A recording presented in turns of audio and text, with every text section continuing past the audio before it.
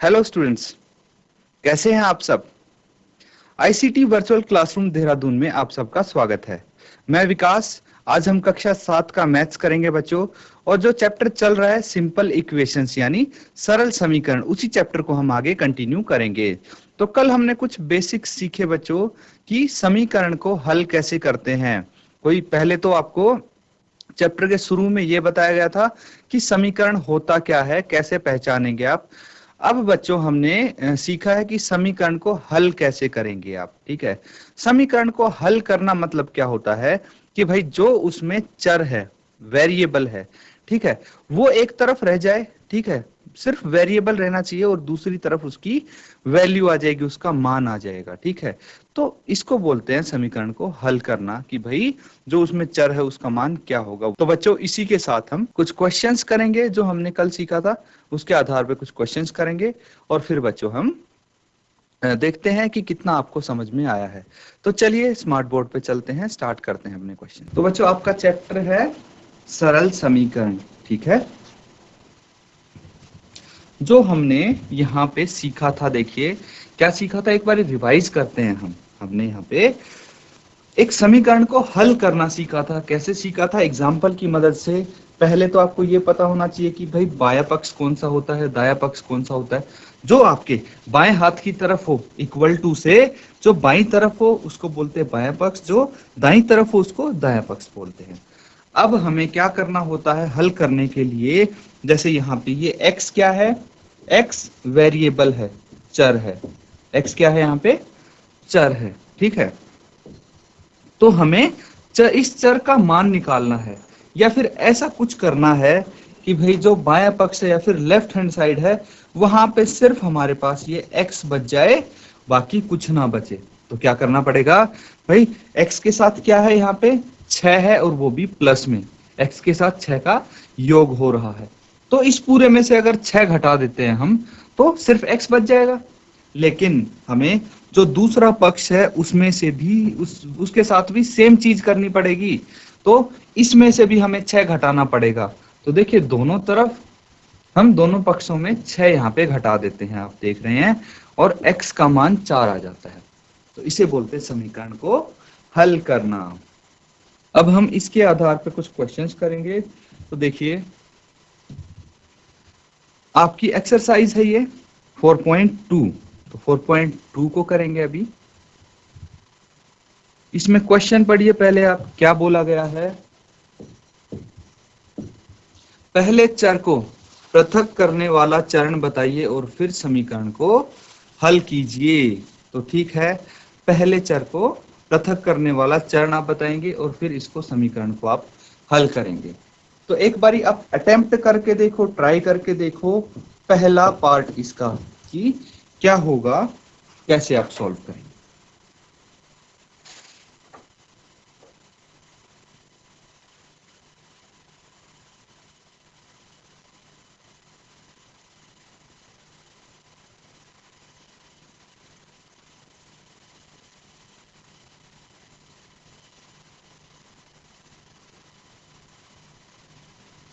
देखिए पहले चर को पृथक करने वाला चरण क्या हो सकता है।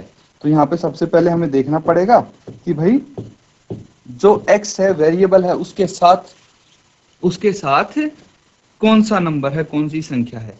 तो जो वेरिएबल है उसमें से एक घटाया जा रहा है, एक घटाया जा रहा है। तो हम क्या करेंगे, अगर हम लेफ्ट हैंड साइड बाईं तरफ एक जोड़ दें तो एक ये हट सकता है। क्यों? क्योंकि देखिए -1 है, अगर हम इसमें +1 कर देंगे तो क्या हो जाएगा, ये 0 हो सकता है। तो हम क्या करेंगे, एक जोड़ देंगे, लेकिन हमें दोनों तरफ जोड़ना पड़ेगा, दोनों तरफ ऐड करना पड़ेगा। तो आप क्या बोलेंगे कि दोनों पक्षों में एक जोड़िए। क्या बोल सकते हैं? आप बोल सकते हैं भाई दोनों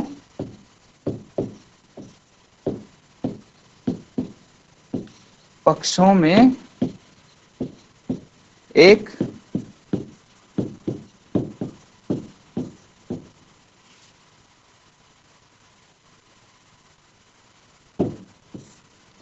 एक जोड़िए।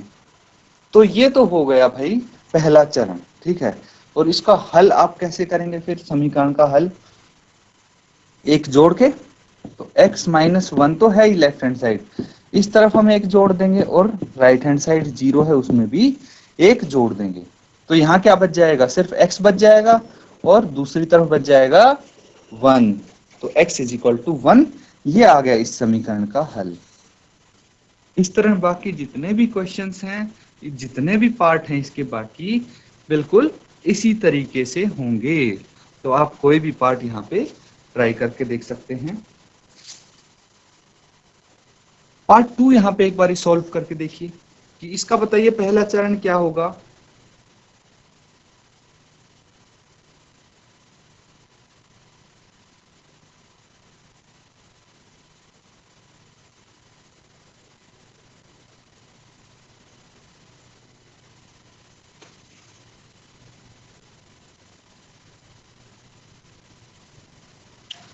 तो जो बी पार्ट है उसका समीकरण है x plus one is equal to zero. तो यहाँ पे क्या हो रहा है, यहाँ पे लेफ्ट हैंड साइड में x के साथ हमने एक जोड़ा है, x के साथ एक जोड़ा गया है, ठीक है। तो क्या करेंगे हम, अगर इसमें से लेफ्ट हैंड साइड में से एक घटा देते हैं तो क्या बचेगा, हमारे पास सिर्फ x बच जाएगा यहाँ पे। तो हम जैसे दोनों पक्षों में यहाँ एक जोड़ा है, तो अगले में बोलेंगे कि दोनों पक्षों में से एक घटाएं।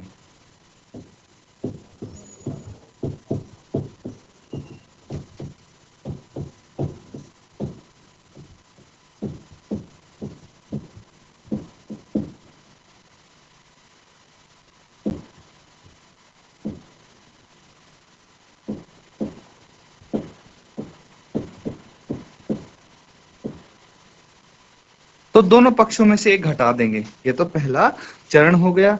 घटाएंगे कैसे, x plus one minus one और जीरो माइनस वन, क्या आ जाएगा x, ये प्लस वन माइनस वन तो यहाँ पे जीरो हो जाएगा और जीरो माइनस वन ही रहेगा। ऐसा नहीं कि आपने इसको वन कर दिया, भाई जीरो माइनस वन हो जाएगा। ये आपका सॉल्यूशन होगा। इस तरह से कोई भी क्वेश्चन आप उठाएंगे उसको हल कर सकते हैं। तो अब हम ई पार्ट करके देखते हैं, बाकी आप क्या करेंगे, सी और डी आपका होमवर्क हो जाएगा, ये भी होमवर्क हो जाएगा। ई पार्ट है y minus four is equal to minus seven, y minus four is equal to minus seven.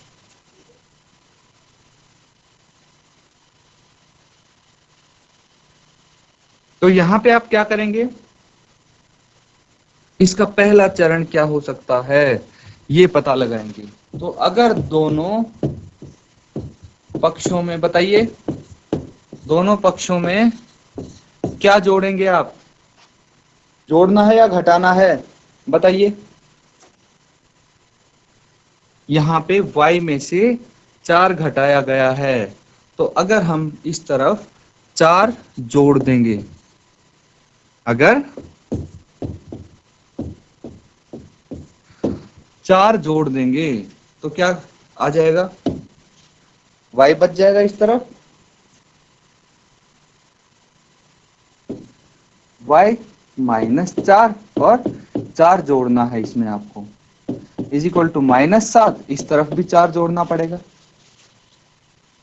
अब माइनस 4 और प्लस 4 क्या होगा, जीरो हो जाएगा, इज इक्वल टू माइनस 7 और प्लस 4 क्या होगा, ये आपको क्या आंसर आएगा, 7 में से 4 घटा देंगे 3 बचेगा और 7 बड़ा है इसलिए साइन माइनस का आएगा, ये y का मान हो गया। नोट डाउन कर लो इसे।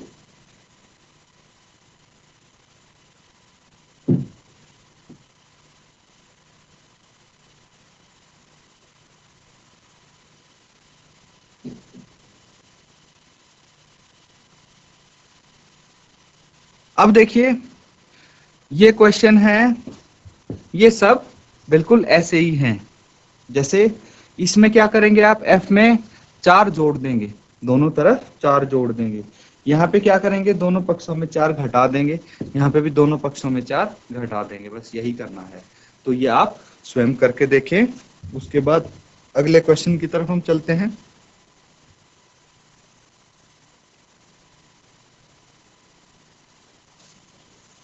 पहले चर को पृथक करने के लिए प्रयोग किया जाने वाले चरण को बताइए और फिर समीकरण को हल कीजिए। ये भी बिल्कुल सेम क्वेश्चंस है। यहाँ पे क्या फर्क है, वहां पे आपका या तो जोड़ा गया था कुछ या घटाया गया था, है ना। यहाँ पे क्या है, या तो भाग किया गया है या गुणा किया गया है। तो इस अकॉर्डिंग हम सॉल्व करेंगे। यहाँ पे डिवाइड या मल्टीप्लीकेशन का यूज हो रहा है।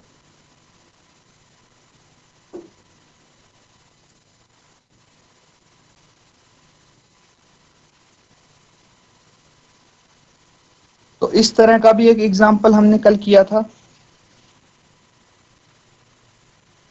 कैसे करेंगे बताइए।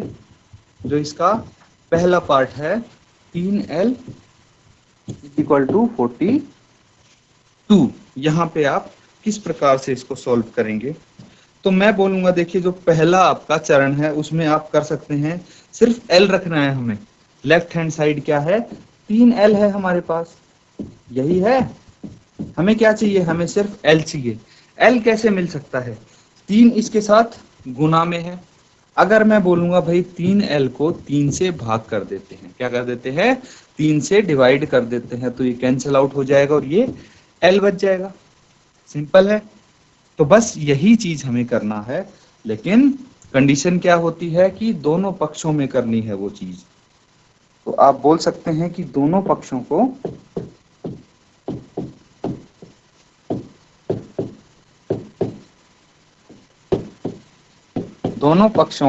3 से भाग दोनों पक्षों को 3 से भाग दें तो क्या आ जाएगा, 3L बटे 3 बराबर है 42 बटे 3। कैंसिल आउट कर देंगे, ये कितना आ जाएगा, 42 को अगर 3 से कैंसिल आउट करेंगे तो 14 आ जाएगा। 14 तीय 42 होता है। तो L यहाँ पे कितना आ गया, 14। ये इसका हल हो गया। इसी तरह कोई भी क्वेश्चन आप कर सकते हैं, ठीक है। देखिए यहाँ पे क्या है, चौथा क्वेश्चन 4x है, तो यहाँ पे भी आप क्या करेंगे, दोनों पक्षों को 4 से भाग दे देंगे, ठीक है। ये लिखेंगे आपकी डी वाला पार्ट। देखिए दोनों पक्षों को 4 से भाग दें तो क्या आ जाएगा, भाग देंगे तो 4x बटे 4 बराबर है 25 बटे 4। ये तो कट गया, लेकिन 25 बटे 4 नहीं कैंसिल आउट हो रहा, कोई बात नहीं, हमें तो सिर्फ x चाहिए लेफ्ट हैंड साइड पे। ये हल आ गया। अब कोई भी क्वेश्चन हो आपके सामने, ई पार्ट है, जैसे 8y बराबर है 36, तो हम दोनों पक्षों को 8 से भाग कर देंगे तो y कितना आ जाएगा बताइए, 8y बटे 8 बराबर है 36 बटे 8। कैंसिल आउट कर देंगे, 4 दूनी 8, 4 निम 36, तो ये 9 बटे 2 आ जाएगा। इस तरह कोई भी क्वेश्चन उठा लीजिए आप, 20t उठा लीजिए, ठीक है, 20 से दोनों तरफ डिवाइड कर देंगे, क्या आ जाएगा, -1 बटे 2 आ जाएगा t। इस तरह हल होंगे। अब बच्चों ये आते हैं, जैसे b बटे 2 है बराबर 6 है, इसको कैसे आप सॉल्व करेंगे। b इसका जो पार्ट है क्या है, b बटे 2 बराबर 6, इसको कैसे करेंगे। आपको नीचे अब डिवीजन में 2 है, ये हटाना है लेफ्ट हैंड साइड से। तो देखिए ये b कैसे बच सकता है, ऐसा क्या करेंगे कि यहाँ पे सिर्फ b बच जाए। तो यहाँ पे आप 2 से मल्टीप्लाई कर देंगे, इसको 2 से गुना करेंगे तो क्या होगा, 2 से 2 कैंसिल हो गया और यहाँ पे सिर्फ b बच जाएगा। तो हमें गुना करना है 2 से, ये तो पता लग गया, इसको मल्टीप्लाई करना है 2 से। तो आप यहाँ पे लिख सकते हैं कि भाई इसका पहला स्टेप क्या होगा, दोनों पक्षों को 2 से गुना करें।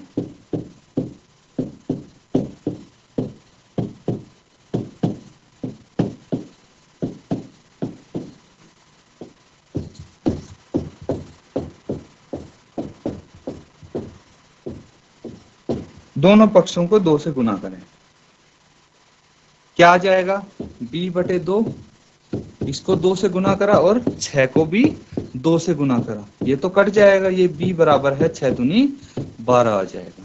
बस इस तरह से कोई भी क्वेश्चन आप कर सकते हैं, इसको नोट डाउन कर लो।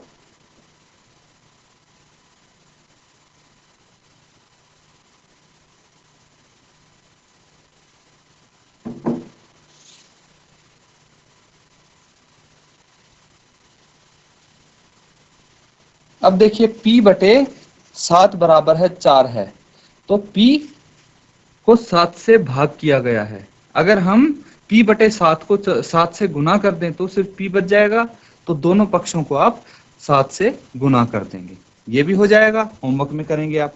ये इसमें क्या करेंगे, z बटे 3 है तो दोनों पक्षों को 3 से गुना कर देंगे आप। यहाँ पे a बटे 5 है तो दोनों पक्षों को 5 से गुना कर देंगे, बस दैट्स ऑल। तो बाकी के पार्ट आपका होमवर्क है, होमवर्क में इसको करके लाएं कंप्लीट। अगला क्वेश्चन देखिए,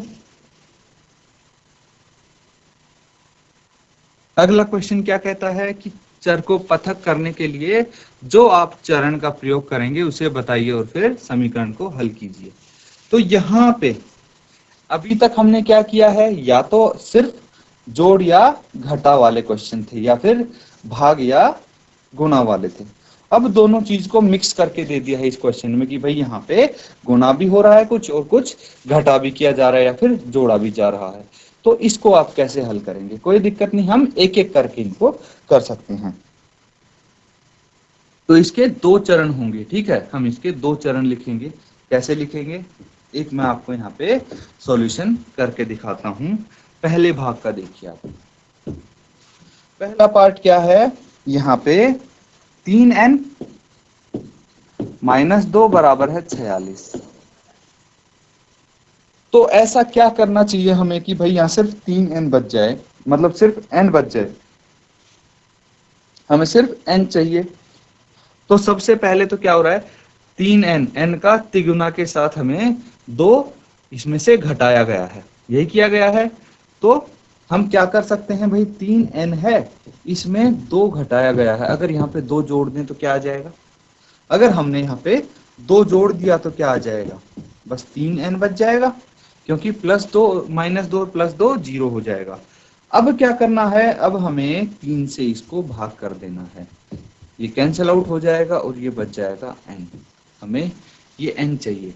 तो 2 चरण इसके होंगे, पहले में हम 2 जोड़ेंगे और दूसरे में 3 से भाग करेंगे। आइए किस प्रकार से इसको कर सकते हैं हम, पहले लिखेंगे चरण 1 या फिर फर्स्ट स्टेप। फर्स्ट स्टेप क्या होगा, दोनों पक्षों में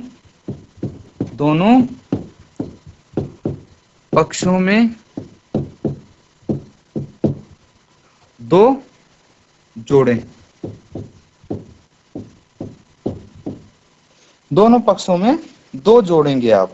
तो देखिए कैसे जोड़ेंगे, 3n माइनस 2 इस तरफ भी 2 जोड़ देंगे और 46 में भी आप 2 जोड़ देंगे। फिर चरण 2 आता है, दूसरा चरण क्या होगा भाई, दोनों पक्षों को 3 से भाग दें, दोनों पक्षों को 3 से भाग दें। तो देखिए 2 जोड़ के यहाँ पे क्या आ जाता है, 3n बराबर है 48। अब इसको 3 से आप भाग देंगे दोनों पक्षों को, तो ये 3 से कैंसिल आउट और ये कितना आ जाएगा, ये आ जाएगा 16। तो यहाँ पे n कितना आ गया, n आ गया, n बराबर है 16। That's it. तो इस तरह से इसके जितने भी पार्ट हैं ये इसी प्रकार से होंगे। तो बच्चों ये देखिए, ये वाला पार्ट बिल्कुल इसी की तरह है, आप ये होमवर्क में करके लाएंगे, देखते हैं कि किस किस का यहाँ पे सॉल्व हो जाएगा, ठीक है। तो ये इसका अगला पार्ट आप होमवर्क में करेंगे। तो बच्चों जो आज हमने क्वेश्चंस किए हैं, उम्मीद है आपको समझ में आए होंगे। अगर आपने बेसिक्स वाला लेसन ढंग से पढ़ा होगा, बेसिक वाला लेक्चर अच्छे से देखा होगा, तो ये बिल्कुल अच्छे से आपको समझ में आए होंगे।